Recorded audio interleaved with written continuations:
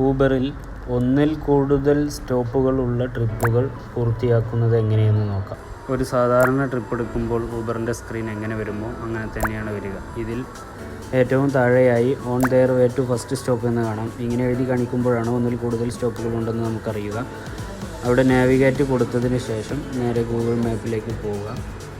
Google map നോക്കി തൻ്റെ ലക്ഷ്യസ്ഥാനത്തേക്ക് നീങ്ങുക. ആദ്യ സ്റ്റോപ്പിലേക്ക് നീങ്ങുക.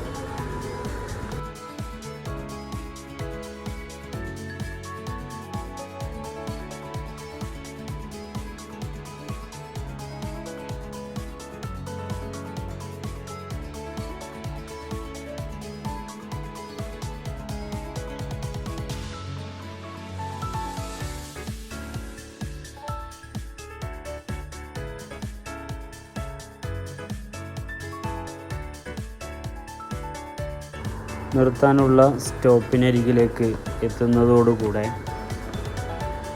ഓട്ടോമാറ്റിക്കായി ഗൂഗിൾ മാപ്പിൻ്റെ ആപ്ലിക്കേഷൻ ചെറുതാവുകയും ഊബർ ആപ്ലിക്കേഷൻ ഓപ്പൺ ആവുകയും ചെയ്യും. ഇറക്കേണ്ട സ്റ്റോപ്പിൻ്റെ പരിസരത്തെത്തിക്കഴിഞ്ഞാൽ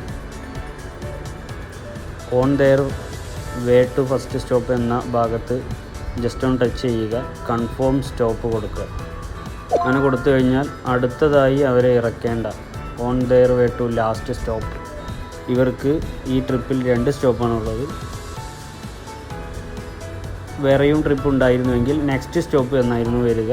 ഇവിടെ അവസാനത്തെ സ്റ്റോപ്പിലേക്കാണ് കൊണ്ടുപോകേണ്ടത്.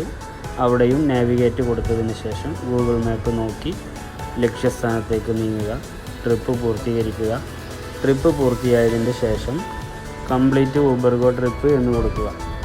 ഞാൻ നേരത്തെ സൂചിപ്പിച്ചതുപോലെ ലക്ഷ്യസ്ഥാനത്ത് എത്താനായി കഴിഞ്ഞാൽ ഗൂഗിൾ മാപ്പ് ഓട്ടോമാറ്റിക് മിനിമൈസ് ആവുകയും ഊബർ ആപ്ലിക്കേഷൻ ഓപ്പൺ ആവുകയും ചെയ്യും.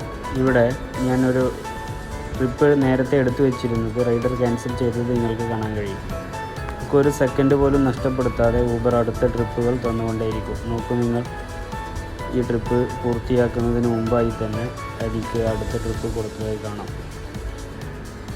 ഈ ട്രിപ്പ് കംപ്ലീറ്റ് ഊബർ ഗോ എന്ന് കൊടുക്കുക. നിലവിലുള്ള ട്രിപ്പ് ഈ 393 രൂപയുടെ എടുത്തു വെച്ച ട്രിപ്പ് എടുക്കാൻ അടുത്ത ലക്ഷ്യസ്ഥാനത്തേക്ക് നീങ്ങുക. ഇതാണ് രൂപം.